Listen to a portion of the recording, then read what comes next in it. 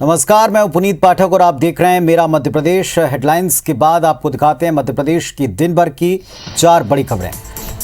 मध्य प्रदेश विधानसभा के मानसून सत्र का पहला दिन था। जमकर हंगामा हुआ। कांग्रेस ने विश्व आदिवासी दिवस पर अवकाश घोषित नहीं करने पर सरकार को जमकर घेरा, सदन से वॉकआउट कर दिया।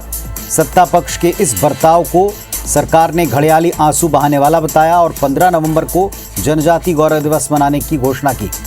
विधानसभा के बाहर भी सरकार पर कांग्रेस के हमले जारी दिखे। कांग्रेस ने दलित और आदिवासियों पर हिंसा के विरोध में विधानसभा का घेराव करने का प्रयास किया। हालांकि पुलिस के साथ प्रदर्शनकारियों की झड़प हुई, इनको रोका गया। कई कार्यकर्ता गिरफ्तार हुए। इधर मध्य प्रदेश कांग्रेस अध्यक्ष कमलनाथ ने सीएम शिवराज को पत्र लिखा। उन्होंने ग्वालियर चंबल में बाढ़ की पीड़ितों को जल्द राहत की मांग की। दावा किया कमलनाथ ने कि बारिश और बाढ़ से करीब 30 से 40 हजार मकान टूटे हैं। सर्वे करवाएं और प्रभावितों को जल्द मुआवजा दें।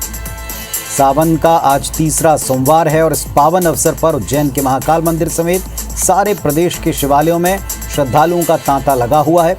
उज्जैन में भगवान महाकाल की सवारी निकाली गई। श्रद्धालुओं ने श्रद्धा और उत्साह के साथ इसमें हिस्सा लिया है।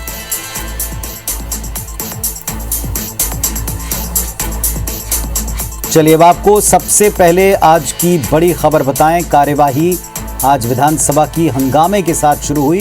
मानसून सत्र का पहला दिन था।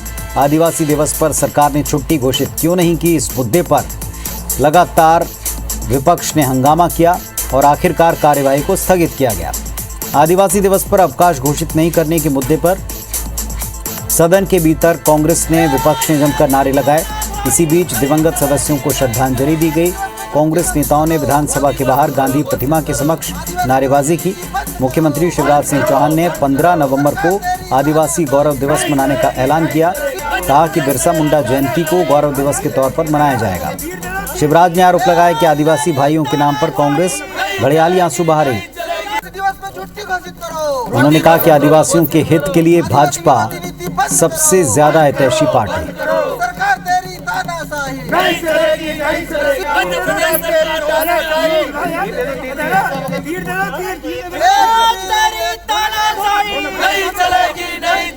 दिवस में छुट्टी घोषित करो, आदिवासी विरोधी नीति बंद करो, बंद करो। सरकार तेरी तानाशाही नहीं चलेगी।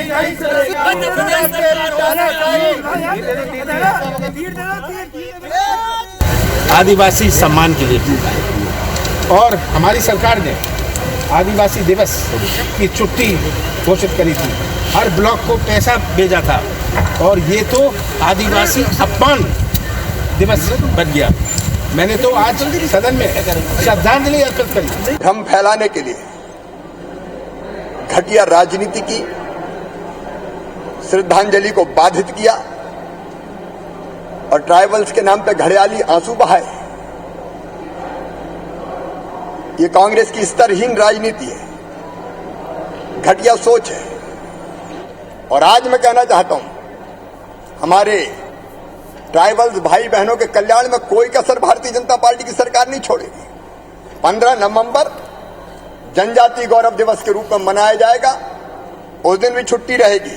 एक हमारे उत्तरी भाग में बाढ़ से तबाही है। बाढ़ पे चर्चा नहीं, बाढ़ पे हंगामा नहीं। क्या वहां जनजाति के लोग प्रभावित नहीं हुए? क्या बाकी के लोग वहां प्रभावित नहीं हुए? लेकिन कोई भी जनहित से जुड़ा मुद्दा आपको कभी उठाते ही नहीं मिलेंगे। ये मेरा ये आरोप है और मैं मुख्यमंत्री जी की बात का समर्थन करता हूं। मध्य प्रदेश में दलित और आदिवासियों पर बढ़ते अत्याचार के मामले पर कांग्रेस पार्टी ने विधानसभा के बाहर भी घेराव करने का प्रयास किया, लेकिन प्रदेश कांग्रेस दफ्तर से निकले कांग्रेसी कार्यकर्ताओं को पुलिस ने रेडक्रॉस अस्पताल के पास रोका। इस दौरान प्रदर्शनकारियों और पुलिस के बीच जमकर धक्का मुक्की हुई। पुलिस ने कांग्रेस के कई कार्यकर्ताओं को गिरफ्तार किया। इसके पहले प्रदेश कांग्रेस दफ्तर पर कांग्रेस ने विश्व आदिवासी दिवस पर कार्यक्रम किया। प्रदेश कांग्रेस अध्यक्ष कमलनाथ ने उसे संबोधित किया। कहा कि भीमराव अंबेडकर के बनाए संविधान के कारण हम सब एक हैं, लेकिन आज संविधान पर हमले हो रहे हैं। आज के युवाओं को रोजगार चाहिए। आज कोई वर्ग संतुष्ट नहीं। मुख्यमंत्री सिर्फ बातें कर रहे हैं। सरकार चलाने और बातें करने में अंतर होता है। हमारे देश की संस्कृति जोड़ने की संस्कृति है। हम दिल जोड़ते हैं, समाज को जोड़ के रखते हैं, हम हर वर्ग को जोड़ के रखते हैं। यही कांग्रेस की संस्कृति है और यही अपने देश की संस्कृति है। और आज इसी संस्कृति पर जो हमला हो रहा है, ये कांग्रेस पार्टी पर हमला केवल नहीं है, हमारी विचारधारा पर केवल हमला नहीं है, ये हमला हमारे देश की संस्कृति पर है।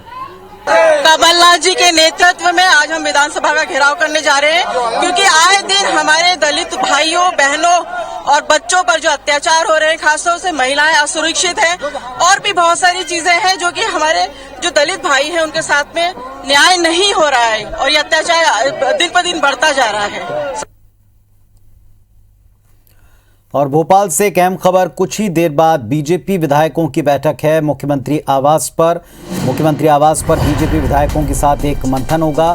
सीएम हाउस पहुंचने का सिलसिला विधायकों के शुरू हो चुका है। सदन में विपक्ष का जवाब देने के लिए सरकार रणनीति डिस्कस करेगी, बातचीत करेगी। मानसून सत्र के पहले दिन विधानसभा में विपक्ष ने भारी हंगामा किया, सरकार को घेरा और अब विपक्ष के हर हमले का जवाब देने के लिए एक रणनीति बनेगी। मुख्यमंत्री आवास पर विधायकों के पहुंचने का सिलसिला शुरू हो चुका है। तो बड़ी खबर, बीजेपी विधायक दल की एक मीटिंग सीएम आवास पर होनी है, विधायक पहुंचना शुरू हो चुके हैं। और सुधीर दंडोतिया हमारे सहयोगी भोपाल से हमारे साथ में जुड़ रहे हैं, सीधे उनका रुख करते हैं। सुधीर, आज विपक्ष ने तेवर बता दिए हैं कि काफी तीखे हमले वो करेंगे, लेकिन अभी एक मीटिंग होनी है, तमाम विधायक पहुंच रहे हैं।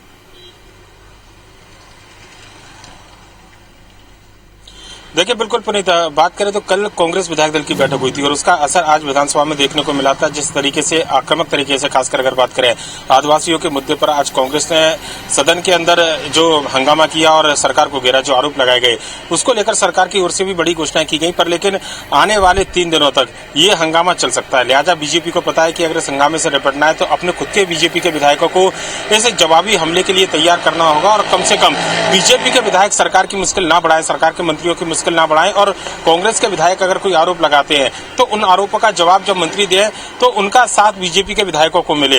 ये रणनीति अब बीजेपी तैयार करने जा रही है। आने वाले 3 दिनों के अंदर अगर बात किया तो प्रदेश में हाल ही में जो बाढ़ आई थी, इसके अलावा प्रदेश में दलित अत्याचार, कर्मचारियों के जो आंदोलन मध्य प्रदेश के अंदर चल रहे हैं, जहरीली शराब से जो मौतें हुई थी, इसके अलावा और बदहाल सड़कों का एक बड़ा मुद्दा है, किसानों का एक बड़ा मुद्दा है। इन तमाम मुद्दों को लेकर कांग्रेस जो है घेराबंदी की रणनीति तैयार कर चुकी है और उस रणनीति की काट बीजेपी के विधायक दल की बैठक में की जाएगी। आप देखेंगे इस समय मुख्यमंत्री निवास के बाहर मौजूद हूं। मुख्यमंत्री शिवराज सिंह चौहान थोड़ी देर पहले ही मंत्रालय से यहां पर पहुंचे और बीजेपी के विधायकों के आने का सिलसिला भी शुरू हो चुका है। पहले 7 बजे का समय तय किया गया था, पर लेकिन उसके बाद में आज जो सूचना विधायकों के पास गई वो शाम 7:30 बजे की गई है। लिहाजा थोड़ी देर में ये बैठक शुरू होगी और इसमें देखना होगा कि विधानसभा के मानसून सत्र से निपटने के लिए, जो कांग्रेस के जो आरोप है उससे निपटने के लिए क्या रणनीति बीजेपी तैयार करती है। अमूमन जब भी देखा जाता है कि किसी भी वर्ग या फिर संबंधित विभाग से कोई विषय हो तो जब मंत्री जवाब दें तो बीजेपी की हमेशा रणनीति रही है कि उसी वर्ग के विधायक अगर मंत्री का साथ दें तो एक बेहतर संदेश जाता है। आज भी लगभग कुछ इसी तरीके से रणनीति बनाई जाएगी। संगठन के कुछ पदाधिकारी इसमें मौजूद होंगे। इसके अलावा ये माना जा रहा है कि 3 दिन तक बाढ़, आपदा और जो दूसरे अन्य मुद्दे, दलितों का जो मुद्दा है, उस पर बीजेपी अपने विधायकों को ट्रेंड करेगी कि कांग्रेस के हमले का किस तरीके से जवाब देना है। और केवल सदन के अंदर नहीं, सदन के बाहर भी जो लगातार बैठकें बीजेपी में पिछले दिनों देखने को मिली है, खासकर कोरोना की तीसरी लहर से निपटने के इंतजाम की बात हो, दूसरी लहर के दौरान जो मौतें हुई थी उनको लेकर आरोपों के जवाब की तैयारी हो। कल ही हमने देखा था कि हेल्थ वॉलंटियर का एक बड़ा प्रशिक्षण बीजेपी में हुआ था, उसको कैसे आगे बढ़ाया जाए और बीजेपी के कार्यकर्ता के साथ में विधायकों का व्यवहार कैसा हो आने वाले समय में, इन तमाम बिंदुओं पर चर्चा की जानी है। उस लिहाज से इस बैठक को काफी अहम माना जा रहा है और सबसे ज्यादा अहम आने वाले 3 दिन तक कांग्रेस के हमलों का जवाब कैसे देना है, ये विधायकों को बताया जाएगा। पुनीत, चलिए आप बने रहे हमारे साथ में। एक और अहम खबर दर्शकों को बता दें, मध्य प्रदेश में खंडवा लोकसभा उपचुनाव को लेकर दावेदार काफी उठापटक कर रहे हैं। कांग्रेस के दावेदार अरुण यादव की मुश्किल थोड़ी बढ़ती दिख रही है। दरअसल निर्दलीय विधायक सुरेंद्र सिंह शेरा ने आज एक बार फिर दावा किया कि उनकी पत्नी को टिकट मिलेगा। शेरा पत्नी के साथ विधानसभा पहुंचे, खंडवा से टिकट देने की मांग के अलावा कई कांग्रेसी नेताओं से मुलाकात कर ली। सुरेंद्र सिंह शेरा ने यह दावा किया कि अगर कांग्रेस सर्वे के आधार पर वाकई टिकट देगी तो उनकी पत्नी जयश्री सिंह को टिकट मिलना तय है, अरुण यादव को नहीं। बल्कि उन्होंने ये भी दावा किया कि अरुण यादव का उनको साथ मिलेगा। कांग्रेस से टिकट मिल रहा है पूरी ताकत के साथ मिल रहा है, पूरे विश्वास के साथ मिल रहा है। स्वर्गीय ठाकुर शिव कुमार सिंह, स्वर्गीय ठाकुर महेंद्र सिंह सांसद रहे, एक 80 में रहे, एक 90 में रहे, और पूरा परिवार राजनीति में 50 साल से है। एक एक बच्चे को हमारा परिवार पहचानता है, जानता है, सबको मिलता है। मध्य प्रदेश में 3 विधानसभा उपचुनाव होने हैं और खंडवा लोकसभा का उपचुनाव होना है। जय युवा आदिवासी संगठन यानी कि जैस ने बीजेपी और कांग्रेस के लिए थोड़ी मुसीबत खड़ी कर दी। जैस ने उपचुनाव में प्रत्याशी उतारने का ऐलान किया। आदिवासी सीटों पर जैस संगठन का प्रभाव है। वर्तमान में धार जिले की मनावर सीट से जैस के संरक्षक हीरालाल अलावा विधायक हैं। वो कांग्रेस के टिकट पर चुनाव लड़े, लेकिन आज भी उनके तेवर कांग्रेस के लिए थोड़े से अलग हैं। जैस संगठन की मजबूती पर ज्यादा फोकस कर रहा है। हीरालाल अलावा ने स्पष्ट कर दिया कि युवा आदिवासी नेतृत्व को आगे बढ़ाने के लिए जैस अपने युवा प्रत्याशी उपचुनाव में उतारेगा। कांग्रेस ने कहा है कि लोकतंत्र में सबको चुनाव लड़ने का अधिकार है, लेकिन बीजेपी ने जैस को कांग्रेस का मौसेरा भाई बताया।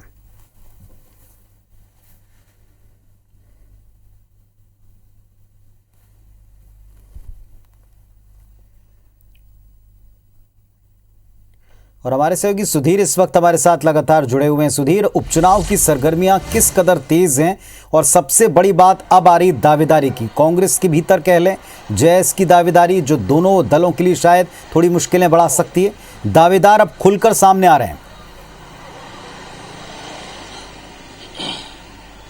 देखिए पुनीत, बिल्कुल तारीखों का भले ही अभी पता ना हो, पर लेकिन तैयारियां कम से कम कांग्रेस और बीजेपी अपने स्तर पर कर रहे हैं। और कांग्रेस बीजेपी के अलावा जो उपचुनाव में दावेदार हैं उन्होंने भी तैयारियां शुरू कर दी हैं। और सबसे ज्यादा रस्साकसी टिकट को लेकर है, लिहाजा बात की जाए। बाकी जो 3 सीटें हैं वहां पर शायद इतनी माथापच्ची ना हो, पर लेकिन खंडवा सीट को लेकर जरूर दावेदार सामने निकल कर आ रहे हैं।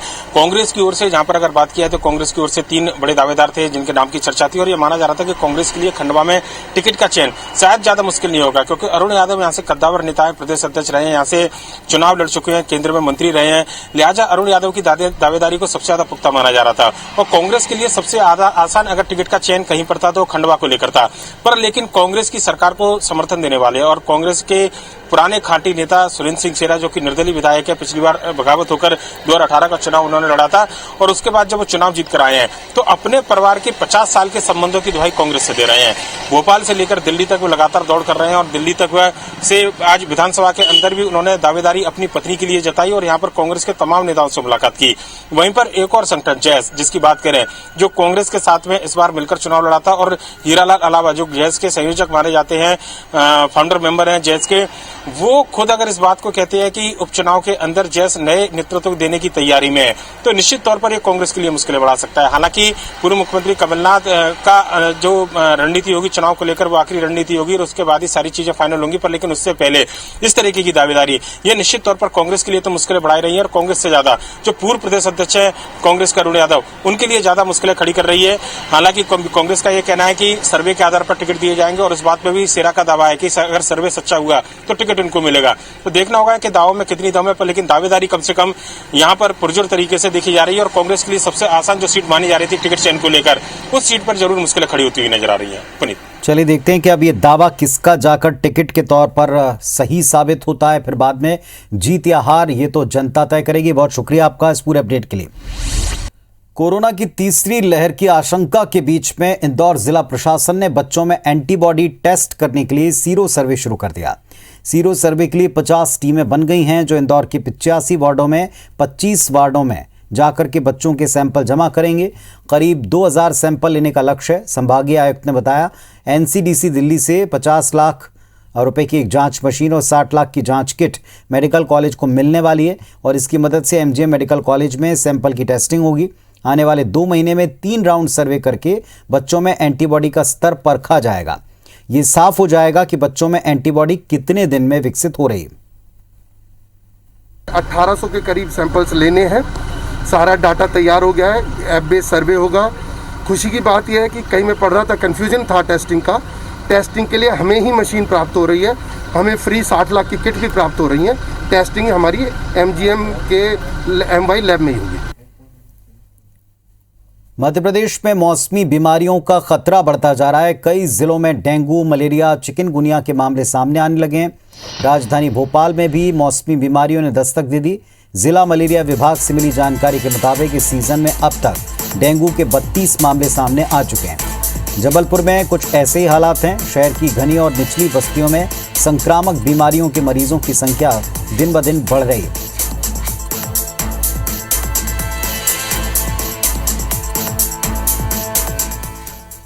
ये विभाग पूरी सतर्कता और सजगता के साथ क्रियाशील है।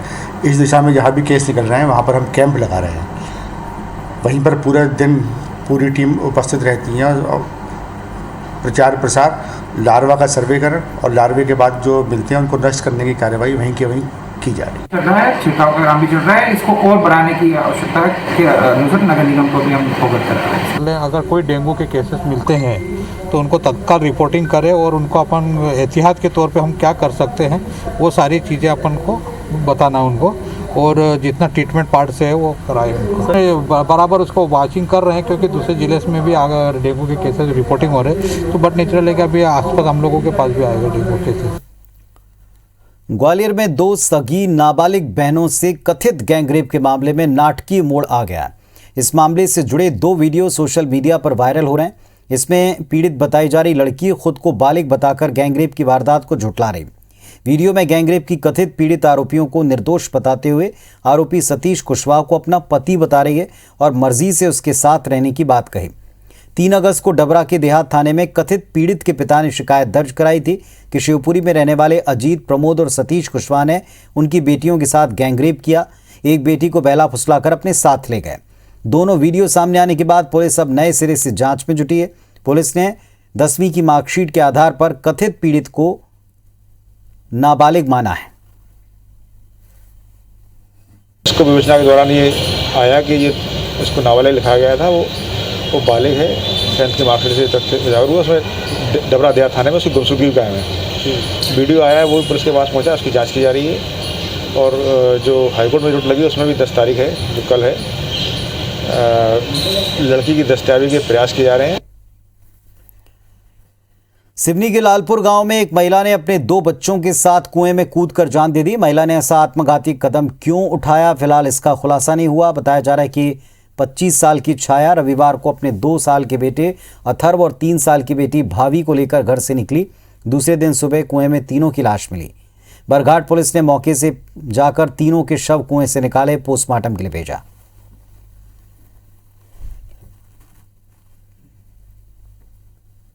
दोस्तों ने खेल खेल में 10 रुपए की शर्त लगाई और इसे जीतने और जोश में 3 युवा जान जोखिम में डालकर स्टंट करने उफनते रपटे पर पहुंच गए। इस दौरान तीनों युवक बाल बाल बचे। ये घटना सतना के परसमनिया इलाके की बताई गई, जहां भारी बारिश के चलते नदी नाले उफान पर हैं। और इसी बीच यहां मैहर में शारदा माता के दर्शन के लिए पहुंची युवाओं की टोली ने मजाक में ये जानलेवा शर्त लगाई।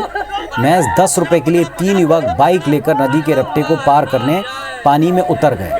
पानी का बहाव काफी तेज हुआ, गाड़ी का बैलेंस बिगड़ा, तीनों पानी में गिर गए।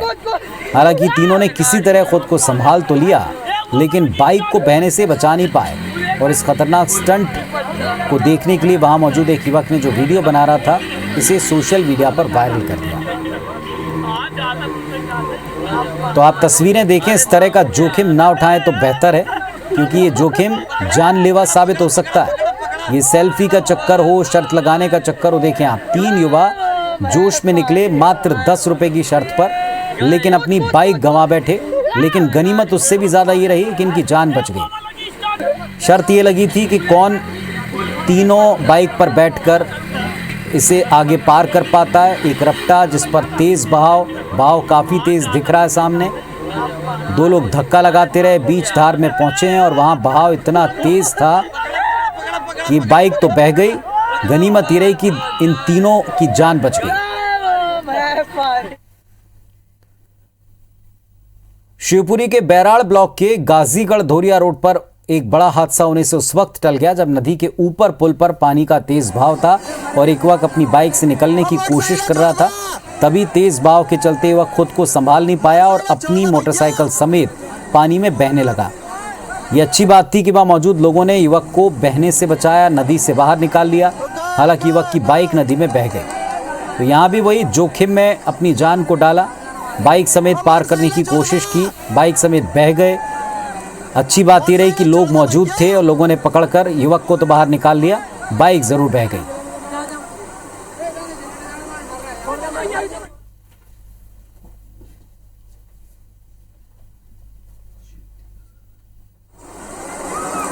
तो बार बार IBC 24 की अपील है, इस तरह जोखिम में अपनी जान को ना डालें।